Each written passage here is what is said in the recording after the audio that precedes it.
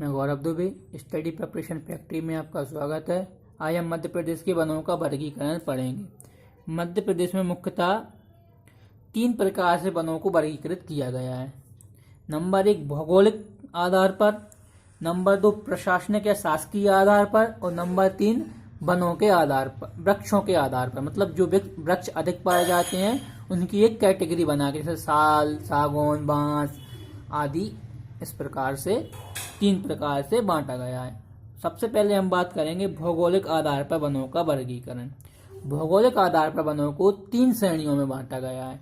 Number 1 उष्णकटिबंधीय पर्णपाती one, number 2 उष्णकटिबंधीय अर्धपर्णपाती वन और नंबर 3 उष्णकटिबंधीय सूक्ष्म पर्णपाती वन।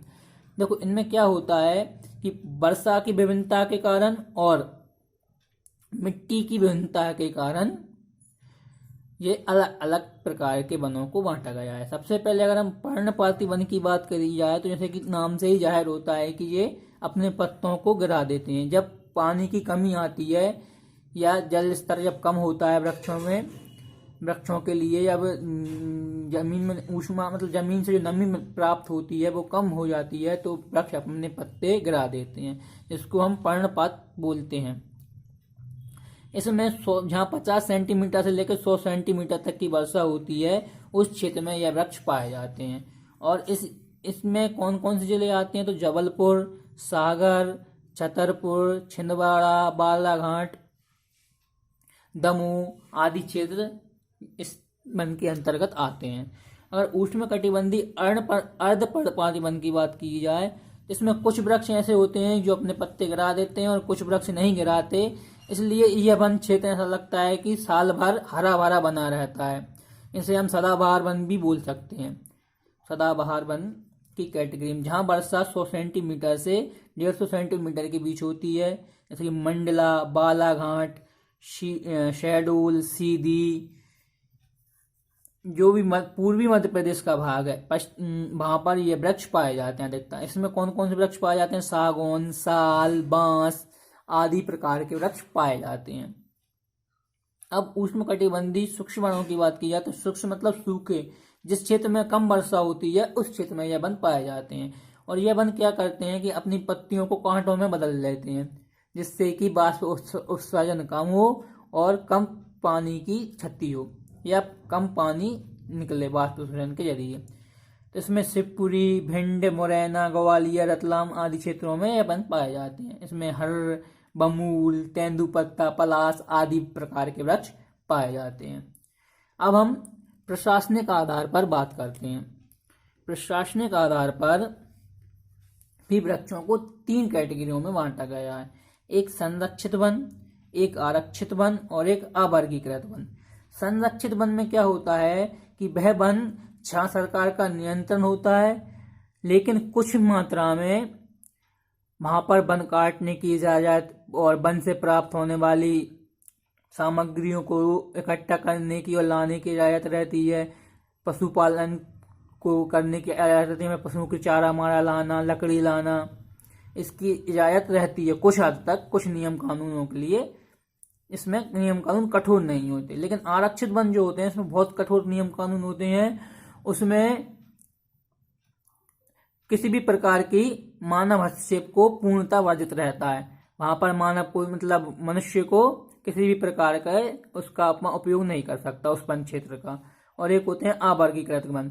अवर्गीकृत वन के अंतर्गत वह बनाते हैं जो दूर दराज कहीं गाँव में से कहीं कुछ वन वगैरह होते हैं, जैसे कि कोई का बगीचा है या कोई के खेत में पर्सनल पेड़ लगे हैं, मतलब जो अपने खुद ने लगाए हैं और बागबानी टाइप कर लेता है, तो उनको अवर्गीकृत की कैटेगरी में रखा गया है जिसमें सरकार का कोई नियंत्रण नहीं रहता। वो अपने ऊपर रहता है कि आपको उसका करना है, कब तक करना है। तो जो संरक्षित वन होता है वो 32% भाग पर पाया जाता है, आरक्षित वन 65% भाग पर, अवर्गीकृत 2% भाग पर पाया जाता है। और जो संरक्षित वन होते हैं उनके अंतर्गत अधिकतर अभ्यारण्य आते हैं और आरक्षित वन के अंतर्गत राष्ट्रीय उद्यान आते हैं। वृक्षों के आधार पर वर्गीकरण, इसमें मुख्यतः 4 कैटेगरी मिलती है। नंबर 1 होता है सागौन के वृक्ष, 2 होता है साल के वृक्ष और 3 पे आता है बांस के वृक्ष और नंबर 4 पे आते हैं सागौन और साल के मिश्रित वन।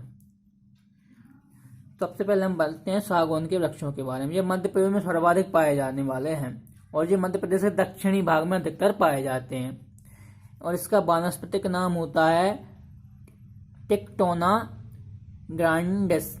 टेक्टोना ग्रांडिस, ठीक है। ये होशंगाबाद की बोरी घाटी में सर्वाधिक पाया जाता है। कहाँ पर? होशंगाबाद जिले की बोरी घाटी में, जो कि एक अभ्यारण्य भी है, बोरी घाटी अभ्यारण्य के नाम से। और होशंगाबाद, हरदा, बैतूल आदि जिलों में ये वन पाए जाते हैं। इससे इमारती लकड़ी और फर्नीचर के काम में उपयोग किया जाता है इसका। नंबर 2 पे आता है साल। यह मध्य प्रदेश का दूसरा सर्वाधिक पाए जाना वाला वृक्ष है। मतलब पहले नंबर पर कौन? तो सागौन, दूसरे नंबर पर साल। और इसका वानस्पतिक नाम है शोरिया रोबुस्ता इसका वनस्पतिक नाम है। यह मध्य प्रदेश के पूर्वी भागों में अधिकतर पाया जाता है। पूर्वी भागों में मंडला, डिंडौरी, अनूपपुर, शहडोल आदि। इससे रेलवे स्लीपर और जहाज आदि की निर्माण किया जाता है। इसमें एक बोरर नामक कीट लगता है जो इस वृक्ष को हानि पहुंचाता है और इसका सर्वाधिक प्रकोप मंडला जिले में देखा जाता है। कहाँ पर? मंडला जिले में। कभी कभी पूछ लेते हैं बोरर नामक कीट किस वृक्ष से को सर्वाधिक हानि पहुंचाता है, तो कौन को? साल वृक्ष में लगता है, उसको हानि पहुंचाता है। बांस, यह पूर्वी तथा दक्षिणी मध्य प्रदेश में पाया जाता है।